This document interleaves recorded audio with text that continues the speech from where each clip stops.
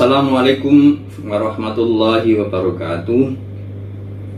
Marhaban ya syahrul Ramadan, marhaban syahrul syam, marhaban syahrul qiyam. Saudaraku, kaum muslimin, muslimat yang dirahmati Allah, Allah Subhanahu wa taala berfirman dalam surat Al-Baqarah ayat 183, A'udzubillahi minasyaitonirrajim. Bismillahirrahmanirrahim. Ya ayyuhalladzina amanu kutiba alaikumusyamu kama kutiba alal ladzina min qablikum la'allakum tattaqun. Wahai orang-orang yang beriman, diwajibkan atas kamu berpuasa sebagaimana diwajibkan atas orang-orang sebelum kamu agar kamu bertakwa. Hari ini kita mulai kembali melaksanakan ibadah puasa dan rangkaian ibadah-ibadah lain di bulan Ramadan sebagai manifestasi ketaatan kita melaksanakan perintah Allah SWT melalui surat Al-Baqarah yang saya bacakan tadi. Ini adalah Ramadan kedua dalam masa pandemi COVID-19. Tahun yang lalu, di saat kita melaksanakan puasa Ramadan yang pertama di era pandemi, tentu kita semua berharap itu adalah satu-satunya puasa di tengah pandemi. Namun Allah SWT berkehendak lain. Tahun ini kita masih harus melaksanakan puasa saat pandemi yang tentu berbeda dengan di saat normal. Menurut Ibnu Katsir dalam kitab tafsirnya, melalui ayat ini Allah SWT mewajibkan kita untuk berpuasa di bulan Ramadan. Kewajiban puasa bulan Ramadan dimulai pada tahun kedua Hijriah. Pada ayat ini Allah SWT memanggil dan menyeru umat Islam dengan panggilan hai orang-orang yang beriman untuk melaksanakan ibadah puasa Ramadan. Ini menunjukkan ibadah puasa memang diperuntukkan bagi orang-orang beriman sejak masa Nabi Adam alaihissalam hingga Nabi Muhammad SAW ila yaumil qiyamah.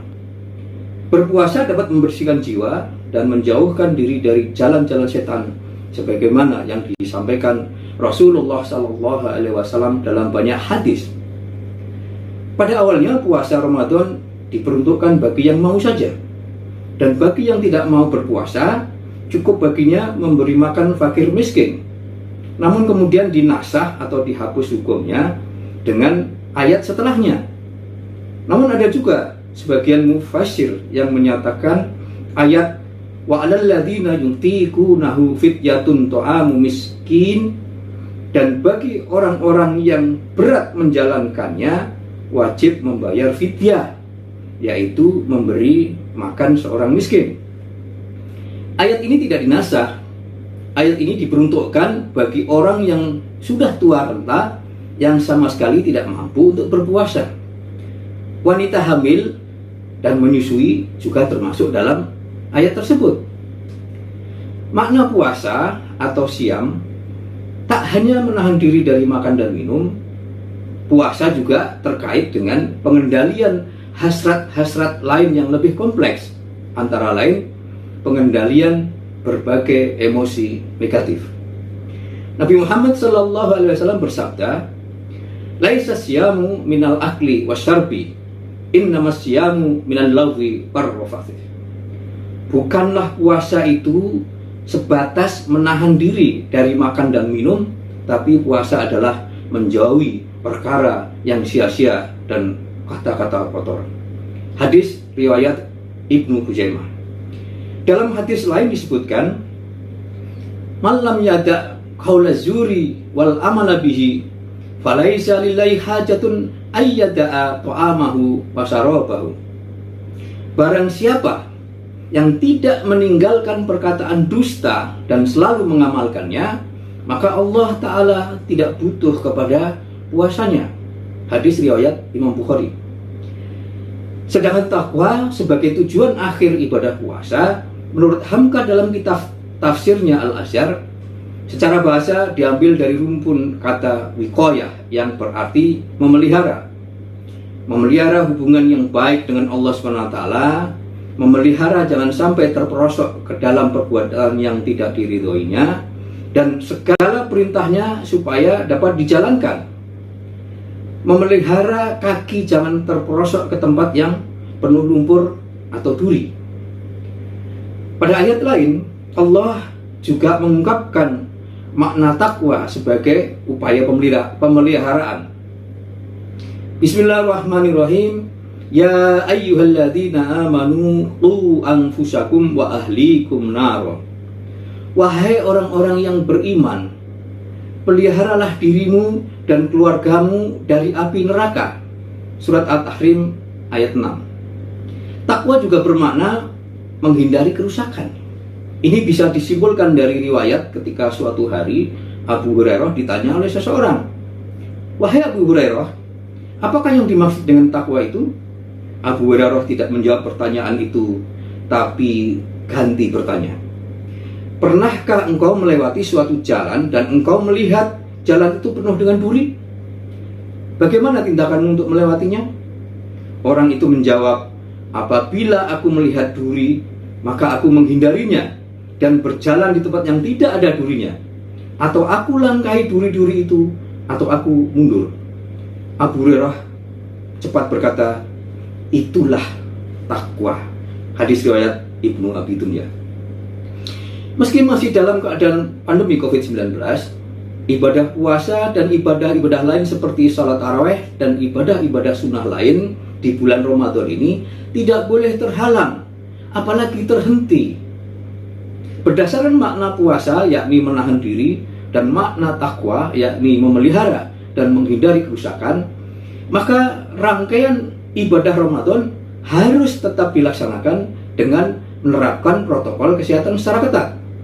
Mencuci tangan dengan sabun, mengenakan masker, menjaga jarak, menghindari kerumunan, dan mengurangi mobilitas tidak boleh ditinggalkan. Dalam konteks ini, maka tuntunan pelaksanaan ibadah puasa dari pemerintah dan ormas Islam, NU dan Muhammadiyah dapat dipahami, diterima, dan dilaksanakan, khususnya untuk melaksanakan salat tarawih di rumah saja. Meski sholat di musola dan masjid tidak dilarang selama memenuhi berbagai ketentuan. Di hari-hari awal Ramadan biasanya semangat umat Islam untuk sholat tarawih di musola dan masjid memang sangat besar, sehingga jamaah membludak. Ini menyulitkan pelaksanaan protokol kesehatan, khususnya menjaga jarak, menghindari kerumunan, dan mengurangi mobilitas. Bila tidak diawasi secara ketat, mencuci tangan dengan sabun dan mengenakan masker mungkin juga akan sulit dilaksanakan.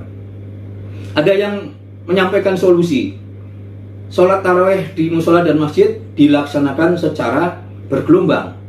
Tapi siapa yang menentukan jamaah gelombang pertama, kedua, dan seterusnya? Apabila protokol kesehatan sulit dilaksanakan saat pelaksanaan ibadah tarawih di musola dan masjid, bukan tidak mungkin akan terbentuk klaster baru dalam penyebaran COVID-19. Karenanya, melaksanakan ibadah tarawih di rumah adalah langkah bijak untuk menahan diri dan mewujudkan takwa dengan pengertian memelihara dan menghindari kerusakan. Salat tarawih di rumah bersama keluarga tak mengurangi pahala, keutamaan, hikmah, dan makna ibadah puasa Ramadan kita. Justru menambah hikmah, antara lain berkumpul dan beribadah dengan keluarga. Selain itu, dikaitkan dengan pandemi COVID-19, hal ini sesuai dengan kaidah Dar'ul Mafasid Muqaddamun ala Jalbil Masolih. Menghindari mafsadat atau kerusakan didahulukan dari mengambil maslahah atau manfaat. Kaum muslimin muslimat yang dirahmati Allah, selamat menunaikan ibadah puasa dan rangkaian ibadah lain di bulan Ramadan ini. Semoga dapat mengantarkan kita menjadi muttaqin yang sebenar-benarnya. Wallahul muwafiq ila aqwamit thoriq. Wassalamualaikum warahmatullahi wabarakatuh.